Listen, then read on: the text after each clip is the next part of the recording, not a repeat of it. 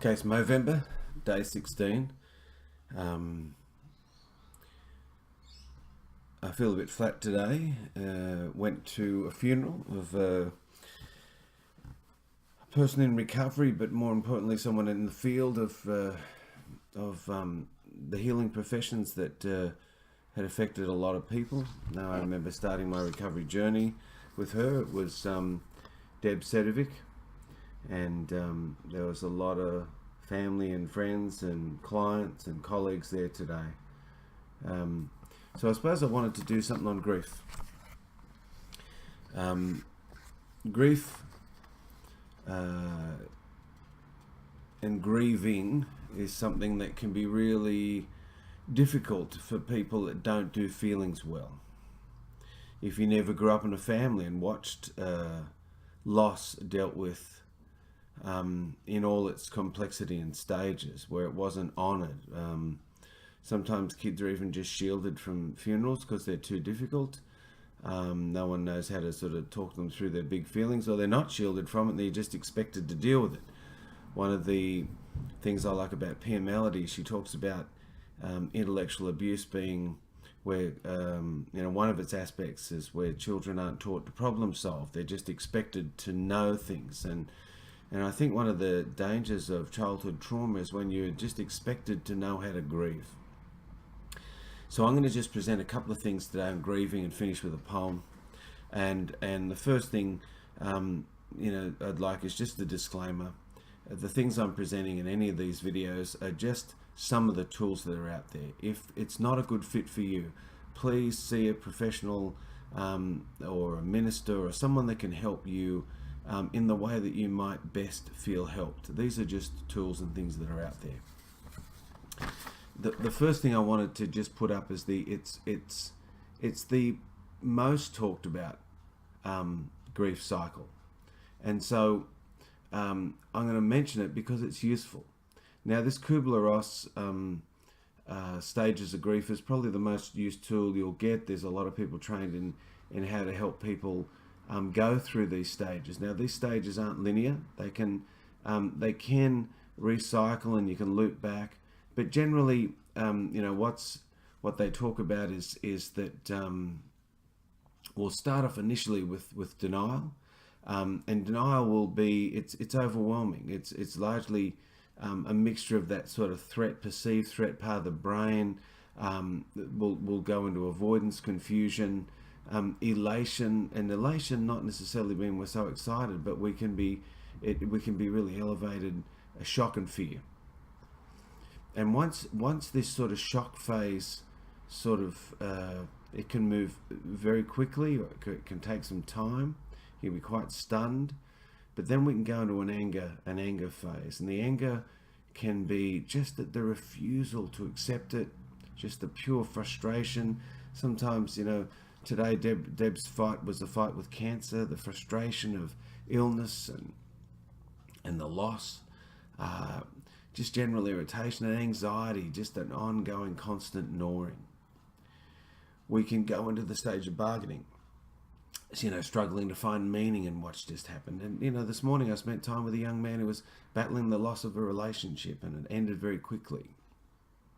Trying to work out, struggling with why didn't I get more time or time to change? Why did it happen so fast when it seemed to be going okay?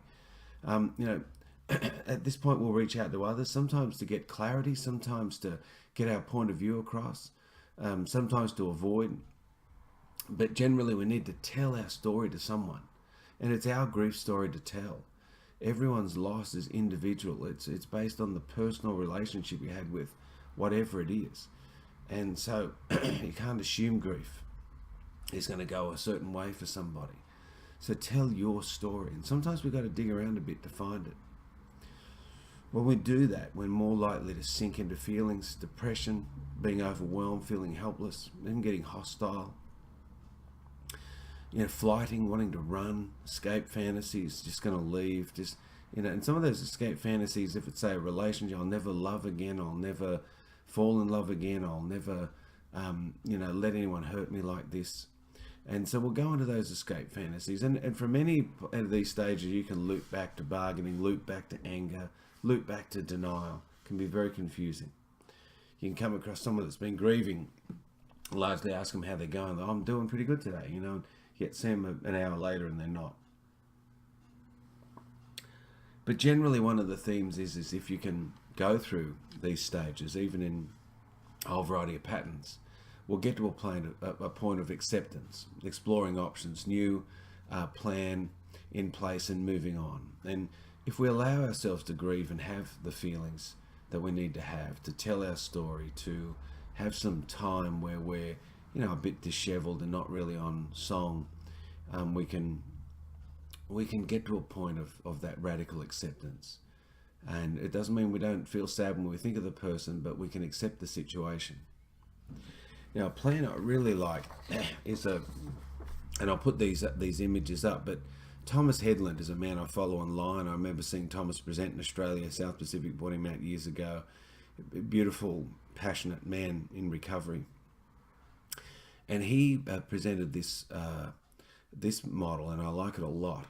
It's very similar. It has some similarities, but some of its words are significantly different, and I think it's more complex.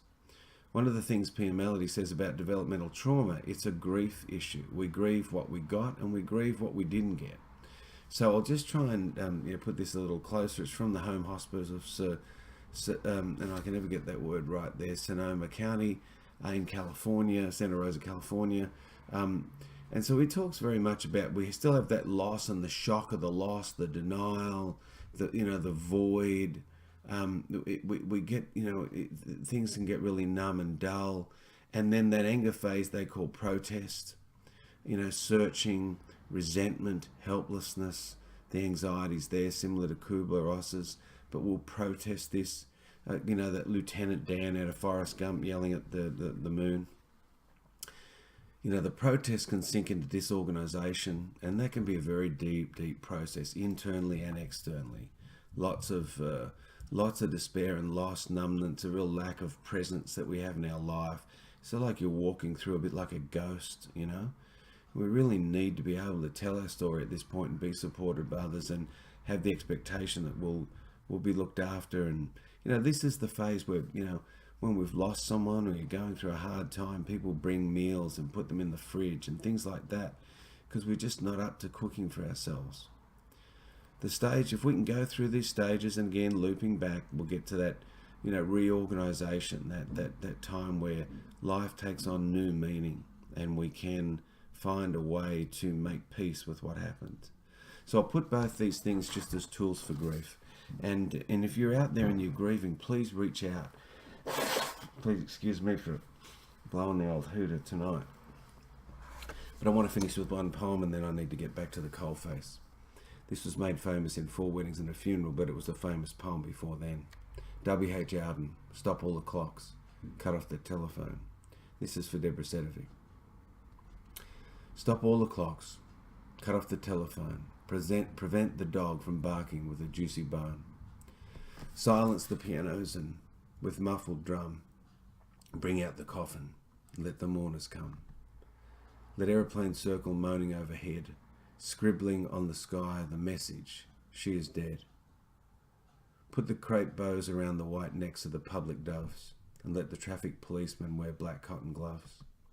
Here was my north, my south, my east, my west, my working week and my Sunday's rest, my noon, my midnight, my talk, my song. I thought that love would last forever. I was wrong.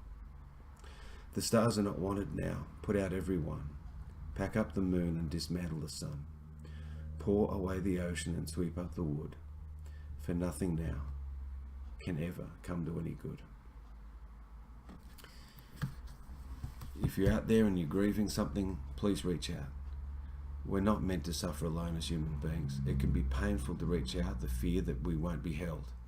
If you've got developmental trauma and you're still grieving, be gentle with yourself, but reach out and get support. This is from Movember.